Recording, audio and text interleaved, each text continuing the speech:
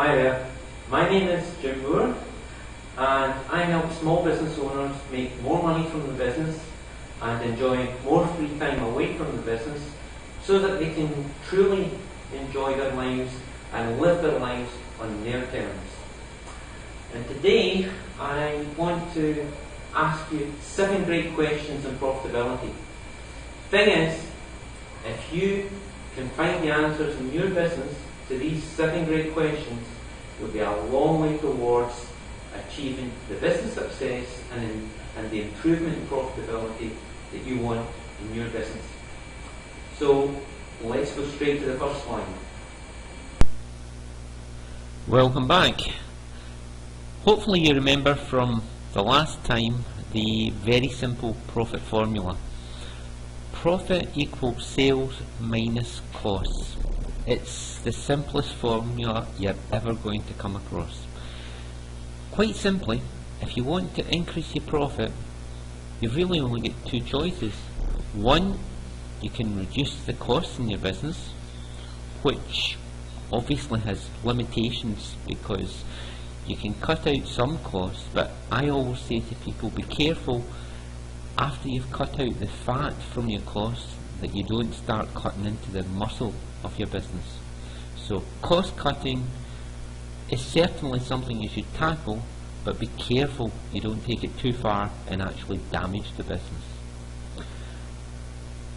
The other way to increase your profit is to increase sales. So if we're going to improve profitability, I've always found that a great way to get good answers is to ask great questions. So I've got 7 great questions for you, which if you go and look for the answers in your business, I believe will help you improve profitability. So here's question 1. How much were sales last month and for the same month last year?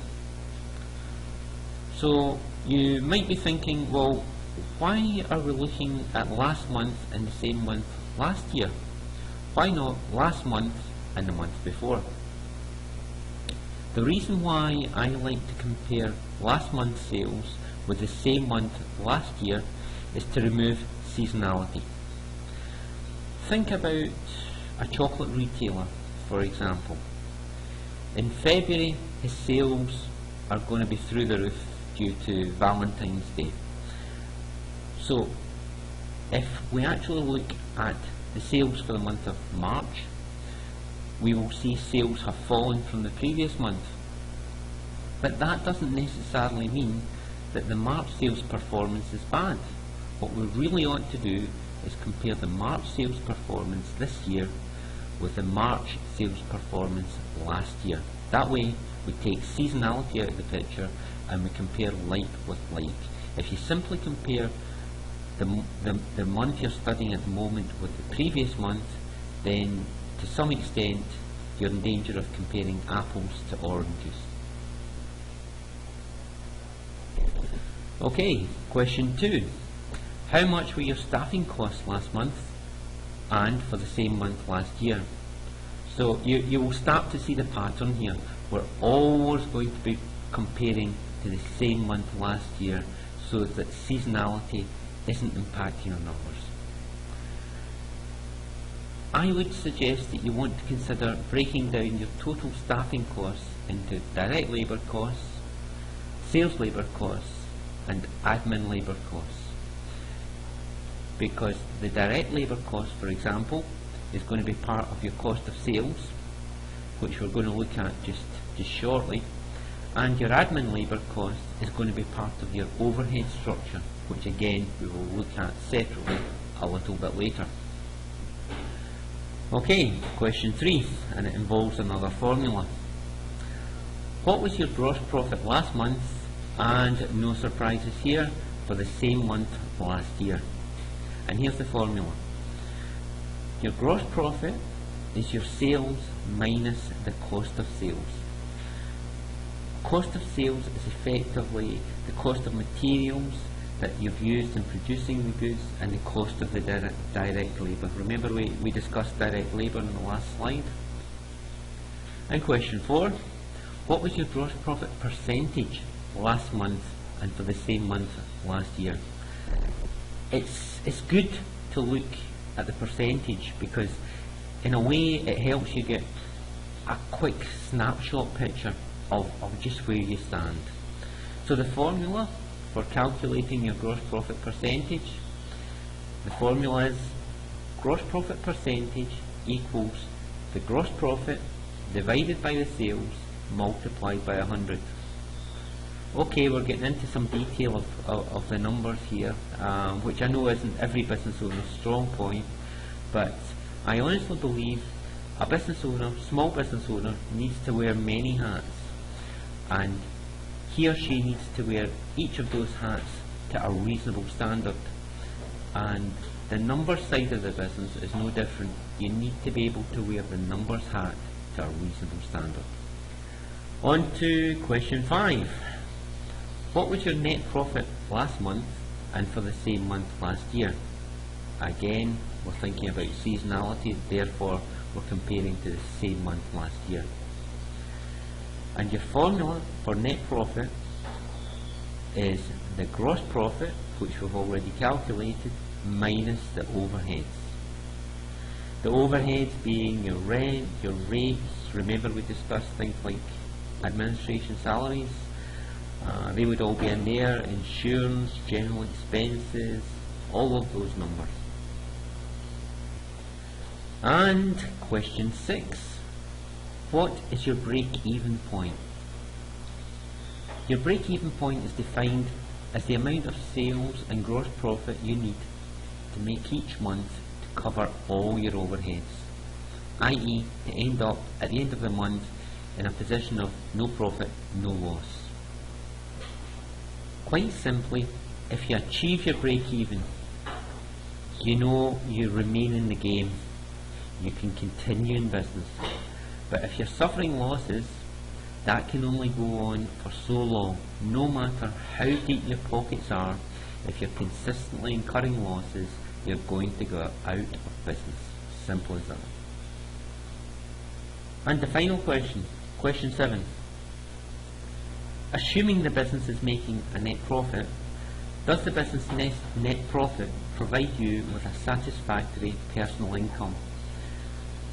I would always think of preparing the monthly profit and loss account or the monthly profitability report excluding the salary for the owner. I like to do that because in that way we can see what the net profit is and we know that that is the figure that is available for the owner to take out as salary, as dividends, or indeed to reinvest for the future of the business.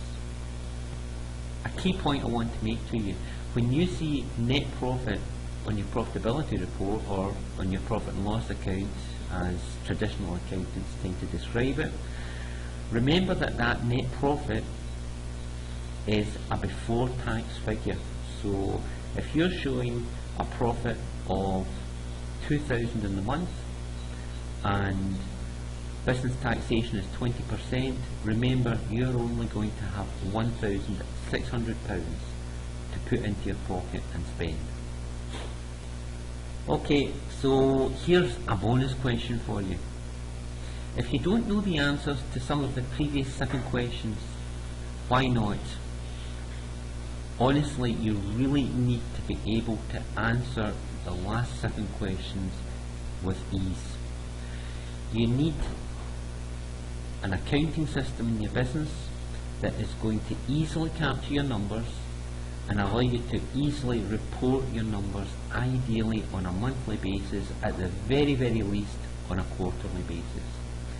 Now, if you don't have a system in place that does that for you, you need to get one. I would recommend to you the Zero Cloud accounting system. It's very, very easy to use. It's in plain English. You do not need to be a trained bookkeeper to operate it. It really is worth having a close look at. Go to www.zero.co.uk or .com and start to do some research on it, it would be an excellent investment for you for a small monthly subscription to zero. And final point, remember what the business guru Peter Drucker said. He said, what's measured improves. So if you want your profitability to improve, you really need to make sure you're measuring your numbers. Know and understand your numbers. So that brings us to the end of this short video.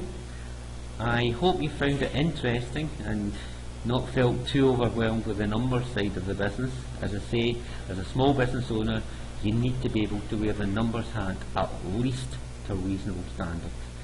If it's not something you feel too comfortable with, get help. Get professional help from someone you trust.